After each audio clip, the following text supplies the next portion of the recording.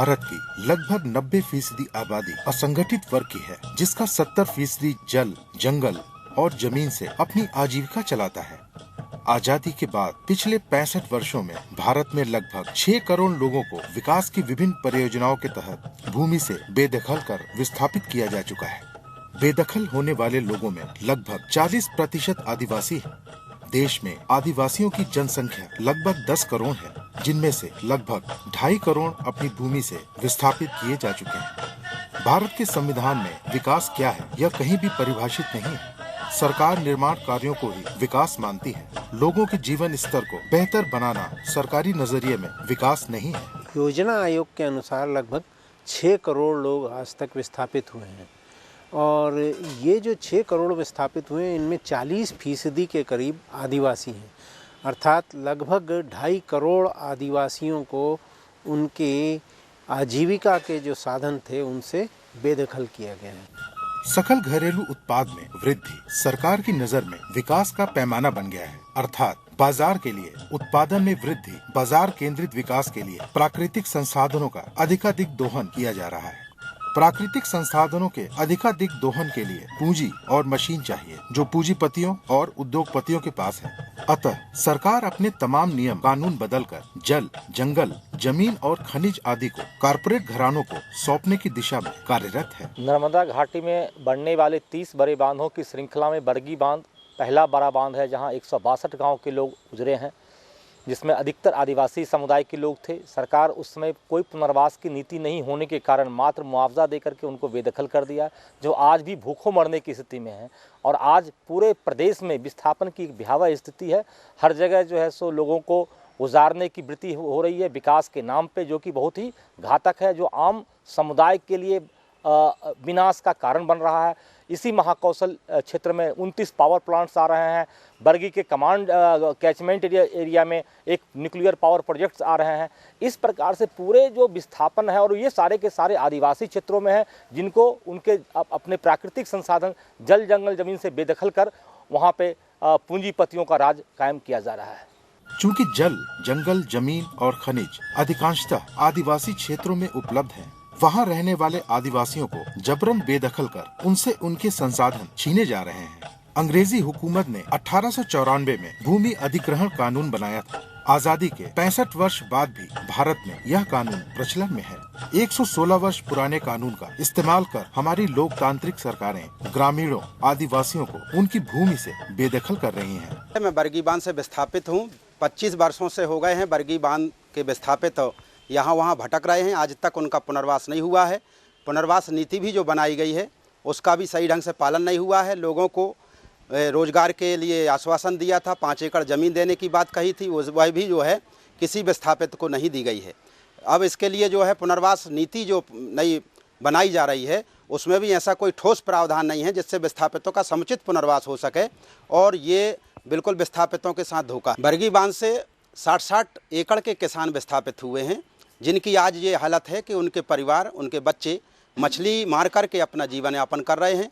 और कुछ परिवार जो है यहाँ पर जबलपुर के शहरों में गंदी नालियों के जगह पर रह करके और रिक्शा चला करके अपना जीवन यापन कर रहे हैं। ऐसी स्थिति आज वर्तमान में बरगी बांध के विस्थापितों की है।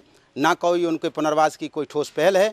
आंदोलन के तहत विस्थापितों ने संघर्ष किया था, उसमें भी जो आश्वासन दिए थे उसको भी वादा खिलाफी आज सरकार ने की है।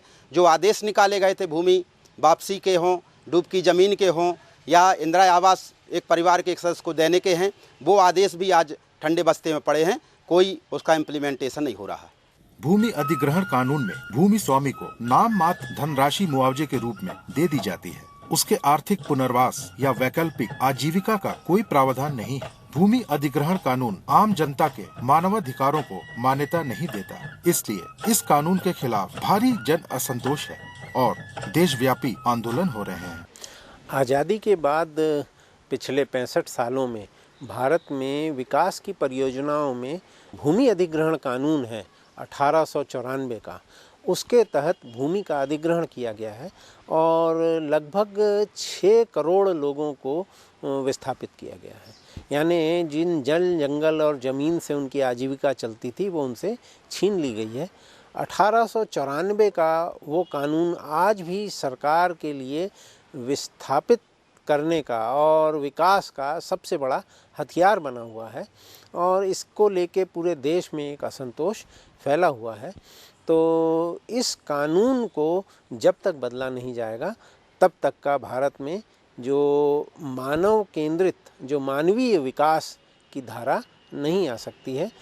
संयुक्त राष्ट्र संघ 4 दिसंबर 1986 को विकास के अधिकार पर उद्घोषणा जारी की है। इस उद्घोषणा में विकास के 3 प्रमुख संकेतक बताए गए हैं। पहला, प्रभावित होने वालों की सहमति। दूसरा, विकास के प्रतिफल में हिस्सेदारी और प्राकृतिक संसाधनों पर नियंत्रण। इन मानदंडों की कसौटी पर भारत में कोई भी परियोजना विकास की परियोजना नहीं कहलाएगी, क्योंकि परियोजना बनाने में इन बिंदुओं की अनदेखी की जाती है। यूपीए सरकार ने सत्ता में आने के तत्काल बाद 2005 में हमारे जैसे कई जन संगठनों को बुला लिया और चाहा कि हम लोग विकास नियोजन, भू अर्जन, विस्थापन इनके बारे में कुछ एक पॉलिसी ड्राफ्ट बनाए, जो सैकड़ों संगठनों ने मिलकर बनाया।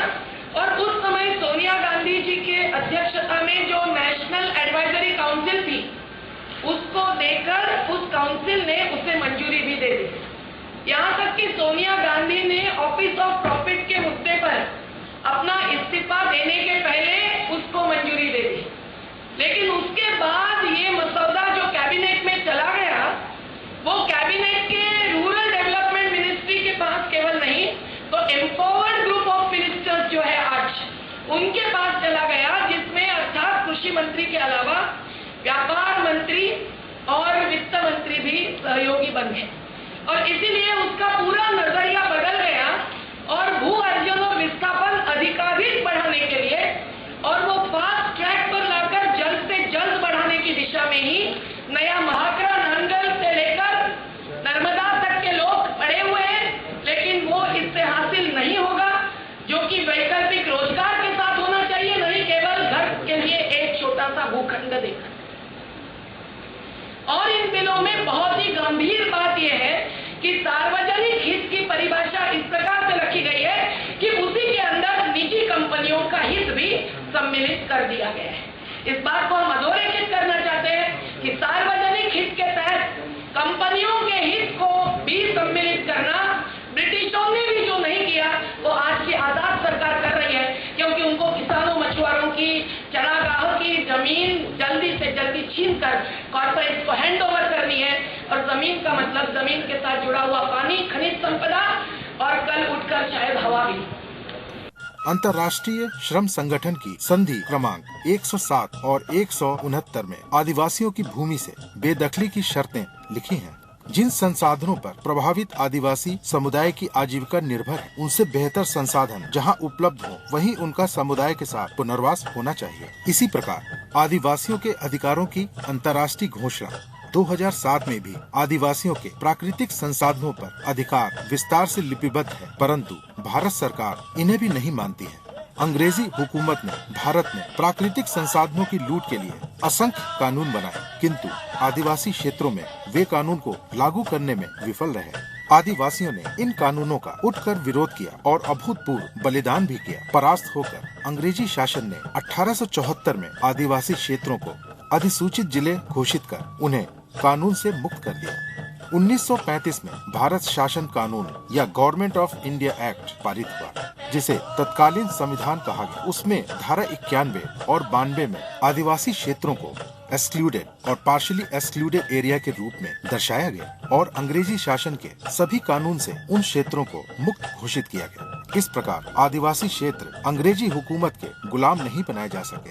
1950 में भारत का संविधान लागू हुआ। उसमें भाग 10 के तहत जनजाति क्षेत्रों के प्रशासन की विशेष व्यवस्था का प्रावधान अनुच्छेद 244 में लिपिबद्ध किया गया। आदिवासी बहुल क्षेत्रों को 2 अनुसूचियों में विभाजित किया गया है। 51% से अधिक आबादी वाले जनजातीय राज्यों को 6वीं अनुसूची में तथा आदिवासी बहुल इलाकों वाले लघु क्षेत्रों को अनुसूचित क्षेत्र के रूप में 5वीं अनुसूची में रखा गया। कुल 9 राज्य मध्य प्रदेश, छत्तीसगढ़, झारखंड, उड़ीसा, आंध्र प्रदेश, गुजरात, महाराष्ट्र, राजस्थान तथा हिमाचल प्रदेश में आदिवासी क्षेत्रों को 5वीं अनुसूची में वर्गीकृत किया गया। 5वीं अनुसूची के क्षेत्रों में केंद्र के किसी भी कानून या राज्य के कानून को आदिवासी कल्याण की दृष्टि से बदलकर लागू करने या रद्द करने का अधिकार राज्यपाल को दिया गया है। आदिवासियों के हित में कानूनों को किस रूप में लागू किया जाए, इस बाबत सलाह लेने के लिए एक जनजाति सलाहकार परिषद के गठन का भी प्रावधान है। विडम्बना यह है कि किसी भी राज्यपाल ने इस प्रावधान का इस्तेमाल कर राज्य में जनजाति लोगों की भलाई का कोई कार्य नहीं किया है और आदिवासी समाज धीरे धीरे अपने प्राकृतिक संसाधनों से बेदखल होता जा रहा है। आप पावर प्लांट बनाइए, अगर हम स्वीकार कर लेते हैं तो इसी शर्त पर होगी कि इसके मालिक हम हैं। तुम्हारी हिस्सेदारी जो है वो 25% होगी, चौथाई के हिस्सेदार हो गए। 5वीं अनुसूची वाले क्षेत्रों में आदिवासी कल्याण की दृष्टि से प्रशासनिक व्यवस्था हो, ऐसा संविधान में स्पष्ट प्रावधान है। इसके बावजूद वहां पर वन का प्रबंधन इमारती लकड़ी के उत्पादन हेतु किया जा रहा है। आदिवासी लघु वनोपज से अपनी आजीविका चलाते तथा अपनी भोजन और चिकित्सा संबंधी आवश्यकताओं को पूरा करते थे। वे सभी वृक्ष खत्म कर दिए गए। प्राकृतिक जंगलों में लगभग 18 से 20 फसलें होती हैं, जो आदिवासियों की खाद्य सुरक्षा सुनिश्चित करती हैं। किंतु वन विभाग ने पिछले 125 वर्षों में वन से जैव विविधता खत्म कर आदिवासी समाज को अपनी भूमि और वन से बेदखल होने को मजबूर कर दिया। संविधान का 73वां और 74वां संशोधन हुआ तो 5वीं अनुसूची वाले क्षेत्रों में त्रिस्तरीय पंचायती राज का ढांचा कैसा हो, यह तय करने संसद ने भूरिया कमेटी का गठन किया। सांसद दिलीप सिंह भूरिया की अध्यक्षता में अनुसूचित जनजातियों के सांसदों ने जो रिपोर्ट तैयार की, उसके आधार पर 24 दिसंबर 1996 को अनुसूचित क्षेत्रों के लिए विस्तार का पंचायत कानून लागू हुआ। Panchayat extension act for schedule area के संक्षिप्त नाम पेसा के नाम से यह कानून विख्यात है। पेसा कानून में ग्राम सभा को सर्वशक्तिमान घोषित किया गया। ग्राम सभा की सहमति के बिना आदिवासी समाज का विस्थापन गैर कानूनी होगा। पेसा कानून के तहत भूमि अधिग्रहण के लिए विशेष प्रावधान किए गए। तदाशय का शासनादेश भी जारी किया गया। चूँकि अधिकांश अनुसूचित क्षेत्रों में इस प्रावधान के संबंध में अनभिज्ञता है, अतः ग्राम सभा की सहमति के बिना आदिवासियों को 5वीं अनुसूची वाले क्षेत्रों से गैर कानूनी रूप से बेदखल कर उनके संसाधन छीने जा रहे हैं। आज आदिवासियों की जमीन कितने लोगों ने ले ली? आदिवासी अनपढ़ आदमी ये तो खेती करना जानता है या मजदूरी करना जानता है। अगर उसकी जमीन ले लेंगे तो कहाँ जाएगा? किसके पास जाएगा? माओवाद के पास जाएगा, फिर आपको ही मारेगा।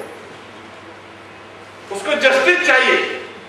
जनजाति समाज के अपने संसाधनों पर नियंत्रण कायम रखने के लिए संयुक्त राष्ट्र संघ, अंतर्राष्ट्रीय श्रम संगठन, भारत के संविधान और कानूनों में अनेक प्रावधान के बावजूद सरकारों द्वारा उनकी अनदेखी की जा रही है और उनके नियंत्रण से संसाधन छीनकर उन्हें अपनी भूमि से बेदखल किया जा रहा है। उच्चतम न्यायालय में समता प्रकरण में आदिवासी समाज के संसाधनों पर नियंत्रण बनाए रखने के संबंध में विस्तार से व्याख्या भी की है, किंतु सकल घरेलू उत्पाद में वृद्धि के बहाने प्राकृतिक संसाधन कॉर्पोरेट घरानों को सौंपने के लिए उतावली सरकारें संविधान और कानूनों की धज्जियां उड़ाते हुए जनजातीय समाज के मानवाधिकारों का हनन कर रही हैं। जनजातीय समाज में असंतोष का यही सबसे बड़ा कारण है।